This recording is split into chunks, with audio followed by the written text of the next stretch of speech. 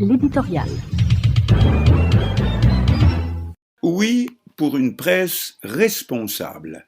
L'affaire Louko Désir continue de faire des vagues. Il s'agit de l'animateur d'une émission de radio, en ondes et online, qui eut, par on ne sait quelle magie, à annoncer l'assassinat d'un leader politique et important homme d'affaires peu de jours avant que ne soit commis ce crime affreux et révoltant. Ce dernier, c'est Éric Jean-Baptiste, secrétaire général du RDNP, Rassemblement des démocrates nationaux progressistes, le parti politique du feu leader historique, le professeur Leslie Maniga.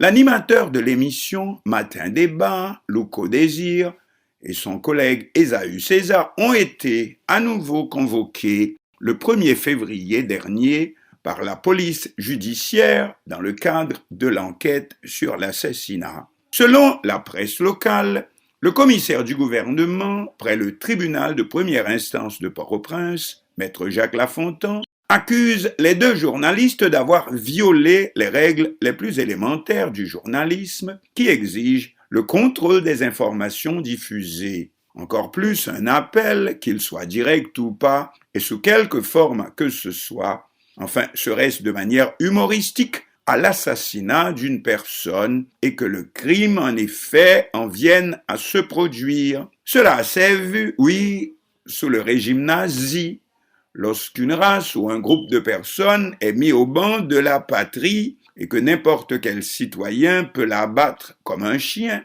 Ou alors, est-ce la mentalité des gangs? Car c'est exactement ce que font ces derniers aujourd'hui chez nous. Est-ce que la presse serait contaminée par la même mentalité? Bien sûr, sans le savoir. Salut les copains. Bien entendu, Louko Désir n'avait pas cette intention.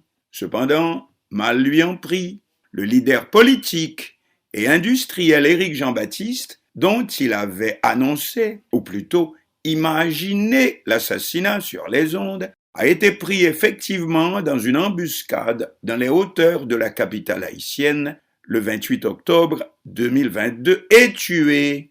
Or, rien n'a encore filtré sur le ou les auteurs du meurtre. Comme on dit, l'investigation piétine. Nous disons imaginer et non annoncer l'assassinat parce que dans l'émission de Louko Désir, où c'est l'humour qui est la règle, on peut tout dire à partir du moment que cela amuse le public. Bref, que quelqu'un soit égratigné, mais on devrait s'estimer heureux car votre nom a été cité et tout le monde va parler de vous pendant la semaine. Cette fois, cependant, notre Louko Désir a mis, si l'on peut dire, à côté de la plaque. Et comme de juste, son intervention sur les ondes, peu avant le crime, constitue une piste que la justice ne peut et ne doit pas ignorer. Louko Désir et son complice, entre guillemets bien sûr, Esaü César, sont convoqués au cabinet d'instruction. Une première fois, 2 fois, et encore une fois, le vendredi 10 février dernier. Dans une correspondance en date du 7 février 2023, nous citons l'inspecteur général de la police judiciaire Frédéric Lecomte demande aux responsables de la radio Télé Éclair de prendre toutes les dispositions pour que le concerné soit disponible pour l'institution. Fin de citation. Bien entendu, l'animateur, tout en continuant prudemment à répondre aux convocations des autorités judiciaires, tente de faire jouer les privilèges de sa profession de journaliste et membre de la presse pour échapper aux convocations. Or, d'abord, pourquoi, s'il n'a rien à cacher? Au contraire, étant donné qu'il a la conscience tranquille, car c'est d'abord de cela qu'il s'agit, tout bon citoyen se doit de prêter son concours à la justice, si c'est pour faire luire la vérité, car comme on dit en droit, il y a mort d'homme, et mis à part toute différence d'options politiques, c'est tout le pays qui semble avoir été frappé par la disparition scandaleuse de Éric Jean-Baptiste.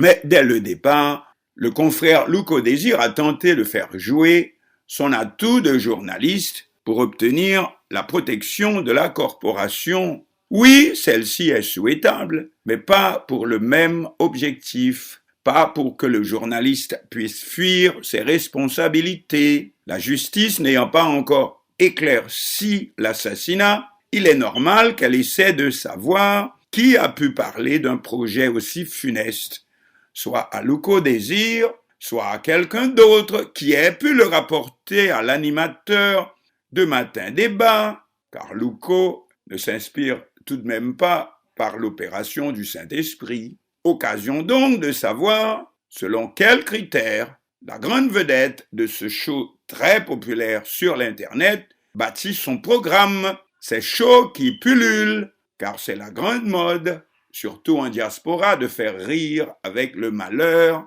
surtout quand celui-ci n'arrive pas directement à votre porte.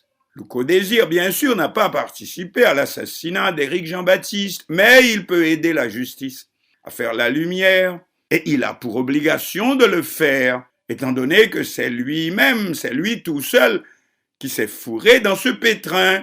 Une association de presse qui voudrait le protéger n'a pas à lui dire de ne pas répondre aux convocations de la justice, voire quand jusqu'ici, celle-ci se soit conduite avec discipline et respect à son égard.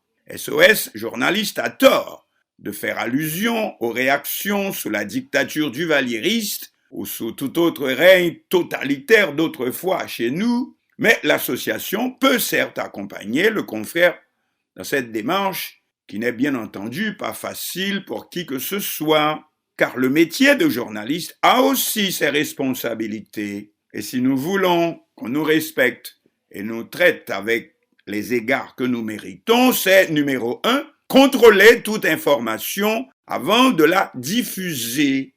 2, éviter tout ce qui peut faire du tort et sans raison ou prêter gratuitement à confusion, voire déboucher sur un acte aussi horrible que l'assassinat crapuleux du 28 octobre 2022. Louko Désir n'a certes pas participé à l'assassinat de Éric Jean-Baptiste, mais il aurait pu être manipulé, comme par exemple se servir de son micro et à son insu pour envoyer incidemment un avertissement au leader du RDNP. C'est aussi là une leçon pour nous tous. On dit aujourd'hui que la presse haïtienne se divise en 2 groupes, des vendus d'un côté et des irresponsables de l'autre. Hélas. Cependant, le rôle d'une association, c'est de mieux faire l'éducation de ses membres et non le contraire.